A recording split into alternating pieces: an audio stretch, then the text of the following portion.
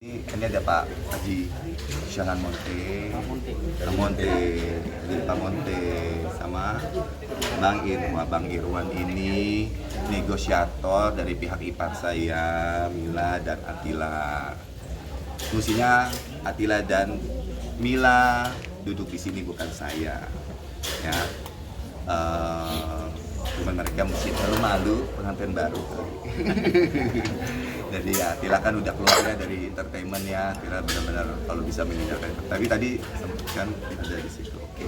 Anyhow, segala bentuk negosiasi itu saya lepaskan kepada Mila juga Pak Monte, Pak Irwan. Jadi untuk angkanya dari berapa ke berapa itu akhirnya prosesnya bagaimana bapak-bapak ini yang sudah akhirnya dengan izin Allah hati semua itu tergerak jadi lembut, jadi jalan prosesnya karena saya benar-benar disudutkan di ujung tanduk kondisinya bahwa ini mau diselesaikan seperti itu. Jadi Pak Monte, panggilnya Bang apa sih? Bang Monte, Bang Irwan, gitu ya, berjuang sampai tadi deal pas jam berapa? Pukul 2 ya kayaknya ya. Ya, pada Jumat setengah 11 udah dia, cuman kita nunggu Jumat. Isi tegang tadi seperti apa mungkin dari sebelumnya nih akhirnya bisa berdamai? Nggak tahu saya terima report aja. Dan mau bertanya silakan. Jadi semalam ada Bang Monte. Ya, jadi kemarin memang saya sudah sore. Punten azan boleh di off dulu. Oke. Kita berterima kasih lah kepada pemohon eksekusi bahwa mereka bisa menerima apa yang kami tawarkan kepada mereka untuk mencari jalan keluar yang terbaik dari permasalahan ini. Alhamdulillah mereka bersedia. Kita meminta kepada mereka agar ya memberikan kelonggaran kepada kami. Saya kuasa hukumnya dari Atila dalam hal ini bertindak sebagai pembeli dari objek yang disengketakan itu. Alhamdulillah pemohon eksekusi menerima, yaitu kita berikan semacam transaksi DP 300 juta dan kekurangannya kita minta waktu 2 bulan, dan pemohon eksekusi menerima, memahami. Jadi kenapa alot sampai ada 2 jam setengah musyawarah yang tadi itu ya karena memang tarik menarik dari pemohon sendiri. Dia bertahan, dia menginginkan 1 bulan dan minta 3 bulan, ini tarik jalan tangannya 2 bulan. Alhamdulillah kedua belah pihak tadi antara pemohon eksekusi dengan pembeli dari objek tersebut bersepakat.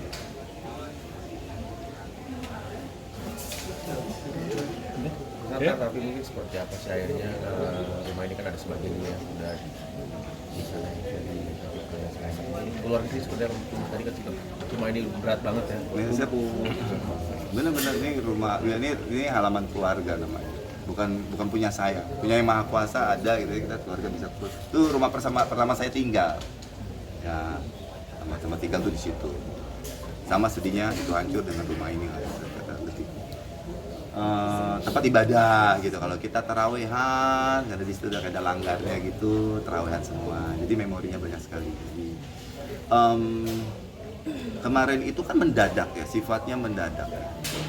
Buat kami keluarga yang tinggal di sini yang harus dipahami tidak pernah terima surat, ya, baru-baru untuk tarik nafas kemarin, ya, jadi seadanya tenaga kemarin bukannya kita nggak pernah dorong, kami didorong-dorong sebagai pagar hidup, ya, tidak kalau bahasanya kalian bilang saling dorong mendorong, kami pagar. Kemarin saya juga bersikeras, mungkin ada yang dapat videonya atau enggak, kami pagar, kalau merasa terdorong karena pagar ini membel.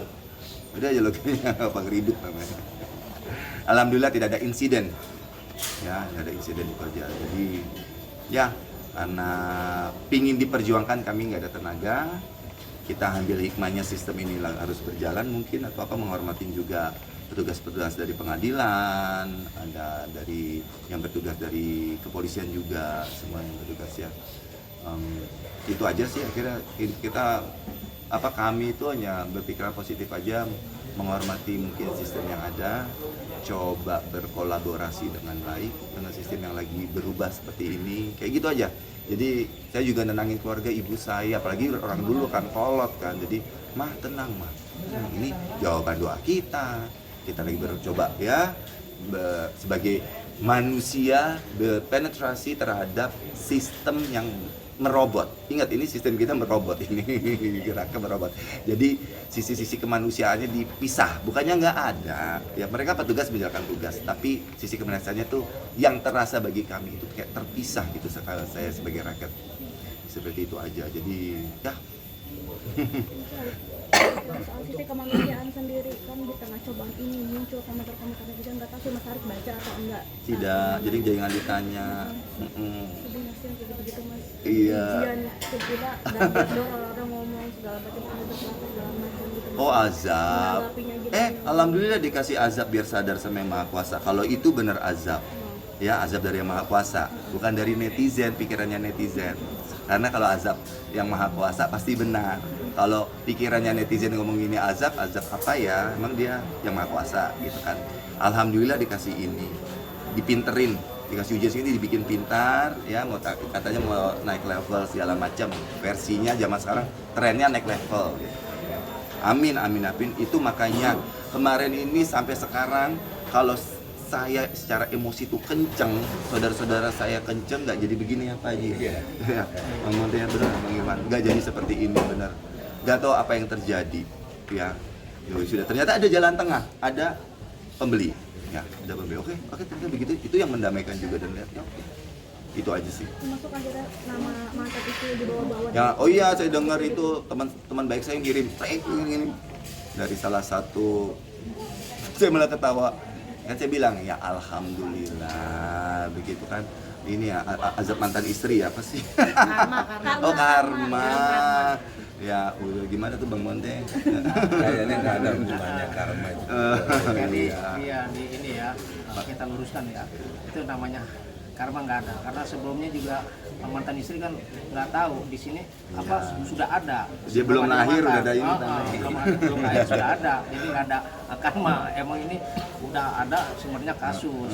Sekarang alhamdulillah sudah diselesaikan oleh Bang Atila. Nah, itu aja udah. Jadi lucu ya nggak apa-apa. Kadang-kadang Kalaupun mengarah kepada ke situ ya lain kami ini Atila ini kan penyelamat dari karma itu kalau memang disebut seperti itu ya.